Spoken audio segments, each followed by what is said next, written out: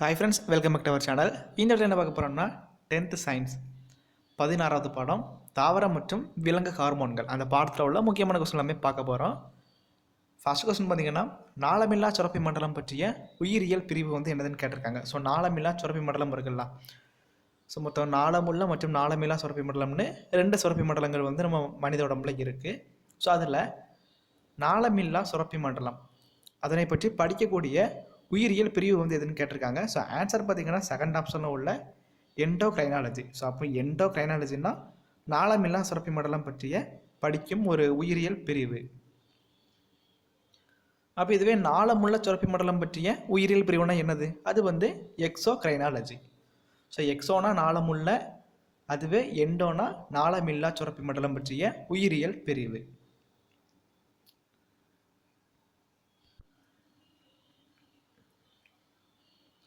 ரெண்டாவது கொஸ்டின், நாளமில்லா சுரப்பி மண்டலத்தின் தந்தை யாருன்னு கேட்டிருக்காங்க. ஸோ நாளமில்லா சுரப்பி மண்டலத்துடைய தந்தை யாருன்னு பார்த்தீங்கன்னா ஃபர்ஸ்ட் ஆப்ஷனில் உள்ள தாமஸ் அடிசன்.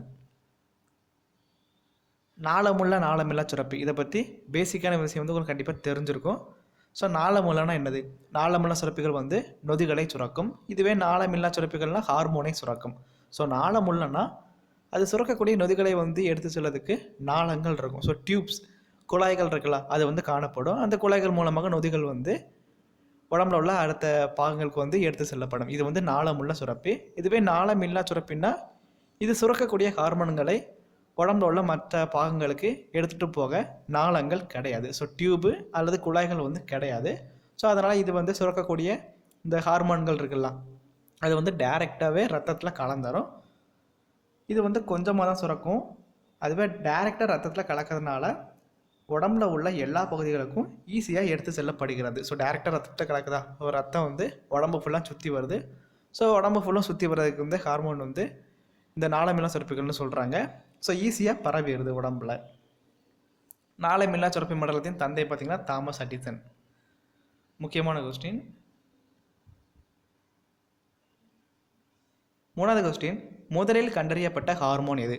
ஸோ நாளமில்லா சுரப்பினா ஹார்மோனை சுரக்குமா? அந்த விதத்தில் முதலாக கண்டறியப்பட்ட ஹார்மோன் எதுன்னு கேட்டிருக்காங்க. ஆன்சர் பார்த்தீங்கன்னா செக்ரிடின்.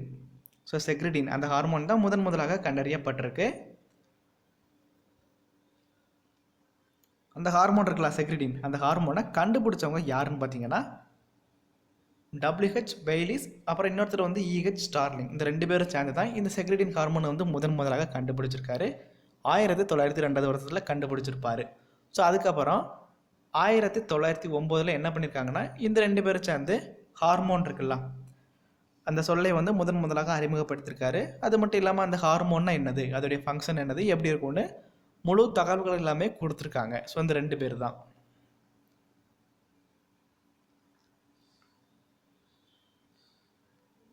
அப்புறம் 4வது கொஸ்டின், ஹைப்போபைசிஸ் என்றும் அழைக்கப்படும் நாளமில்லா சுரப்பி எது?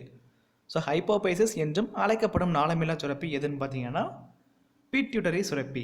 4th ஆப்ஷன் தான் சரியான விடை. ஸோ இந்த பிட்யூட்டரி சுரப்பி இருக்குல்ல, இது எங்கே இருக்குது? இது பார்த்தீங்கன்னா மனித மூளையோடைய அடிப்பகுதியில் டயன்செஃபாலான், அதோடைய கீழ்ப்பகுதியில் உள்ள ஹைப்போதலாமஸ் இருக்குல்ல, அது கூட இணைந்து காணப்படும்.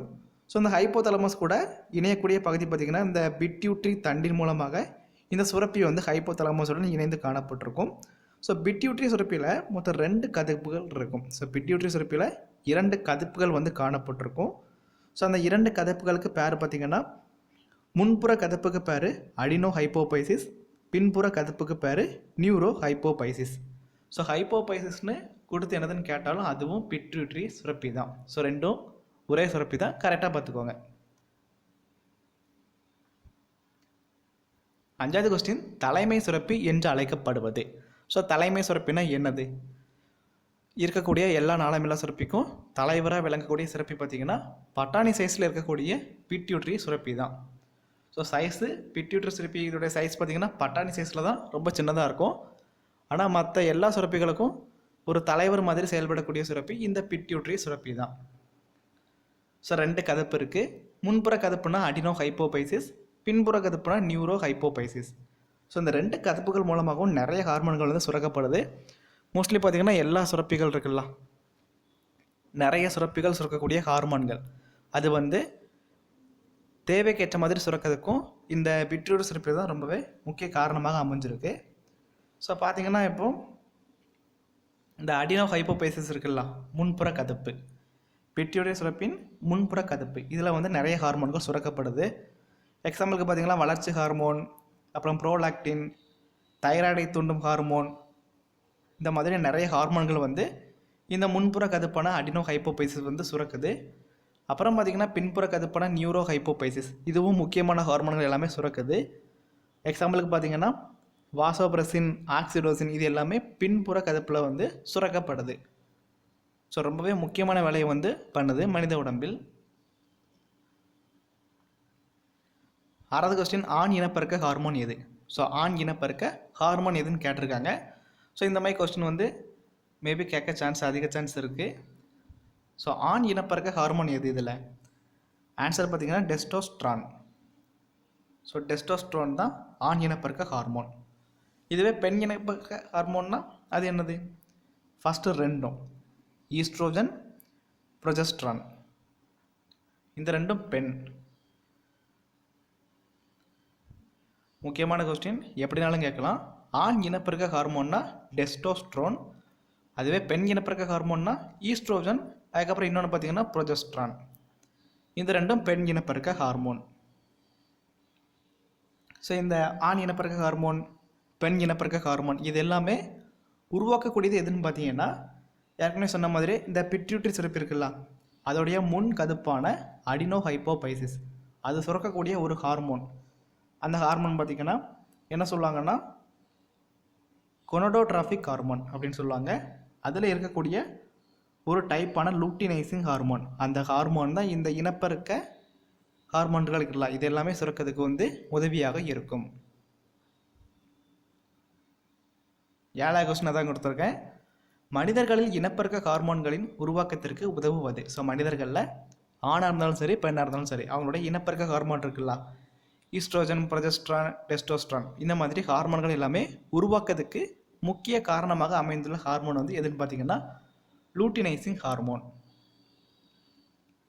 செகண்ட் டேர்ம்ஸில் இருக்கக்கூடிய லூட்டினைசிங் ஹார்மோன், இந்த ஹார்மோன் தான் இனப்பெருக்க ஹார்மோனை உற்பத்தி பண்ணதுக்கு முக்கிய காரணமாக அமைஞ்சிருக்கு.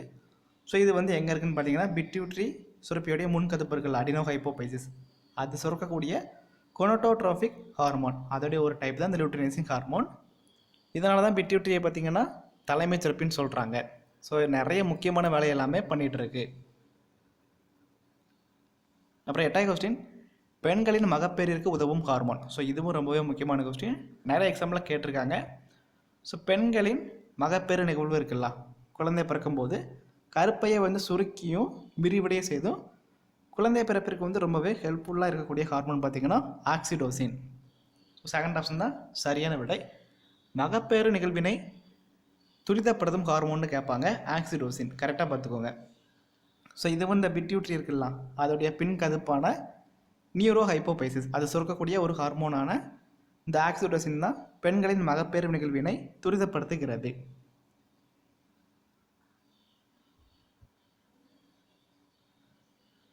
அதுக்கப்புறம் அந்த ஆக்சிடோசின் பார்த்திங்கன்னா இன்னொரு முக்கியமான வேலையும் பண்ணோம். அது என்னதுன்னு பார்த்தீங்கன்னா குழந்தை பிறப்பிற்கு பின் பால் சுரப்புகளில் இருந்து பாலை வெளியேற்றுவதற்கும் காரணமாக அமைஞ்சிருக்கும். அப்புறம் 9வது கொஸ்டின், மெலட்டோனின் ஹார்மோனை சுரப்பது என்னதுன்னு கேட்டிருக்காங்க. ஸோ மெலட்டோனின் அப்படின்னு ஒரு ஹார்மோன் இருக்குது, அதை சுரக்கக்கூடிய சுரப்பி வந்து எதுன்னு கேட்டிருக்காங்க. ஆன்சர் பார்த்தீங்கன்னா பீனியல் சுரப்பி. ஸோ பீனியல் சுரப்பி தான் மெலட்டோனின் ஹார்மோனை வந்து சுரக்கிறது.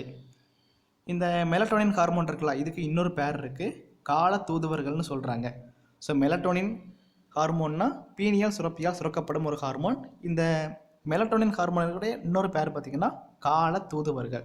ஸோ கால தூதுவர்கள்னால் மெலட்டோனின் ஹார்மோன் பீனியல் சுரப்பியால் சுரக்கப்படுகிறது. அப்புறம் 10வது கொஸ்டின், வளர்ச்சி ஹார்மோனின் முறையற்ற சுரத்தலால் ஏற்படாத மாற்றம் எது? ஸோ வளர்ச்சி ஹார்மோன்னா எதுன்னு பார்த்தீங்கன்னா இந்த பிட்யூட்டரியுடைய முன்கதுப்பான அடினோ ஹைப்போபைசிஸ், அது சுரக்கக்கூடிய ஒரு ஹார்மோன் தான் வளர்ச்சி ஹார்மோன். இந்த வளர்ச்சி ஹார்மோன் வந்து சுரத்தலில் ஏற்படும் மாற்றத்தால் நிறைய சேஞ்சஸ் வந்து ஏற்படும். அதில் எந்த சேஞ்சஸ் வந்து ஏற்படாதுன்னு கேட்டிருக்காங்க. ஸோ கொடுத்துருக்க 4 ஆப்ஷனில் 3 ஆப்ஷன் பார்த்தீங்கன்னா இந்த வளர்ச்சி ஹார்மோனின் சுரத்தலால் ஏற்படக்கூடிய மாற்றம். அப்போ 1 மட்டும் சம்மந்தமே இல்லாமல் இருக்குது. ஸோ அந்த 1 என்னதுன்னு பார்த்தீங்கன்னா பாலியூரியா. இந்த வளர்ச்சி ஹார்மோன் இருக்குல்ல, அதோடைய சுரத்தலில் ஏற்படும் மாற்றத்தினால் என்னென்ன சேஞ்செலாம் ஏற்படுதுன்னு பார்த்துக்கோங்க. அந்த வளர்ச்சி ஹார்மோன் இருக்கலாம், அது வந்து தேவைக்கேற்ற அளவோட குறைவாக சுரந்துச்சுன்னா குள்ளத்தன்மை ஏற்படும். ஸோ குள்ளத்தன்மைனா குழந்தைகளில் காணப்படும். குள்ளத்தன்மைனா எல்லாத்துலேயுமே குள்ளத்தன்மையாக இருக்கும். ஸோ வளர்ச்சியிலையும் குன்றிய வளர்ச்சி, எலும்புகள் உருவாவதில் தாமதம், அப்புறம் மன வளர்ச்சி குறைபாடு, எல்லாத்துலேயுமே குறைபாடாக காணப்படுவாங்க குழந்தைகள். ஸோ வளர்ச்சி ஹார்மோன் குறைவாக சுரத்தால் குள்ளத்தன்மை ஏற்படும். ஸோ இதுவே அதிகமாக சுரத்தால் அசுரத்தன்மை ஏற்படும். குழந்தைகள் வந்து ரொம்பவே மிகையான வளர்ச்சியை அடைவார்கள். அதுவே அக்ரோமெகலினா என்னதுன்னு பார்த்தீங்கன்னா பெரியவர்கள் இருக்காங்கல்ல, அவங்கள்ட்ட வந்து அதிகப்படியான வளர்ச்சி வந்து காணப்படும். ஸோ ஏன்னா இந்த பெரியவங்கள்ட்ட பார்த்திங்கன்னா இந்த ஹார்மோன் வந்து அதிகமாக சுரக்கும். ஸோ வளர்ச்சி அதிகமாக இருக்கும். ஸோ குள்ளத்தன்மை அசுரத்தன்மைனா குழந்தைகளுக்கு, கம்மியாக சுரந்த குள்ளத்தன்மை, அதிகமாக சுரந்த அசுரத்தன்மை குழந்தைகளுக்கு. இதுவே பெரியவங்களுக்கு அதிகமாக சுரந்த அக்ரோமெகாலி. ஸோ இது எல்லாமே வளர்ச்சி ஹார்மோன். அது சுரத்தலில் ஏற்படும் மாற்றத்தினால் உருவாகும். ஸோ பாலியூரியானா என்னதுன்னு பார்த்தீங்கன்னா, பாலியூரியானா என்னது, இதுவும் ஒரு கொஸ்டினில் கேட்கலாம். அதிகப்படியான சிறுநீர் வெளியேற்றும் நிகழ்வு தான் பாலியூரியா. ஸோ பாலியூரியானா அதிகப்படியான சிறுநீர் வெளியேற்றப்படும் நிலைக்கு பேர் தான் பாலியூரியான்னு சொல்லுவாங்க. ஸோ பாலியூரியானா அதிகப்படியான சிறுநீர் வெளியேற்றும் நிலை. ஸோ இது வந்து எதனால் காணப்படுதுன்னு பார்த்தீங்கன்னா, இந்த பிட்யூட்டரியுடைய பின்புற கதுப்பான நியூரோ ஹைப்போபைசிஸ், அது சுரக்கக்கூடிய ஹார்மோன் வந்து வாசோப்ரெசின் அல்லது ஆன்டிடையூரிட்டிக் ஹார்மோன்னு சொல்லுவாங்க. ஸோ இந்த வாசோப்ரெசின் அல்லது ஆன்டிடையூரிட்டிக் ஹார்மோன் இது வந்து தேவைக்கு கம்மியாக சுரந்தால் என்ன நடக்குன்னு பார்த்தீங்கன்னா சிறுநீர் வந்து அதிகமாக வெளியேறிட்டே இருக்கும். ஸோ ஆன்டிடையூரிட்டிக் ஹார்மோன் கம்மியாக சுரந்தால் சிறுநீர் அதிக அளவில் வெளியேறும். இந்த நிலைக்கு பேர் தான் பாலியூரியா. ஸோ இதில் கொஸ்டின் எப்படி கேட்பாங்கன்னா, அதிகப்படியான சிறுநீர் வெளியேற்றப்படும் நிலை வந்து என்னதுன்னு கேட்பாங்க. ஆன்சர் பார்த்தீங்கன்னா பாலியூரியா. ஓகே ஃப்ரெண்ட்ஸ், மிச்ச கொஸ்டினை அடுத்த வீடியோவில் பார்க்கலாம். பாய்.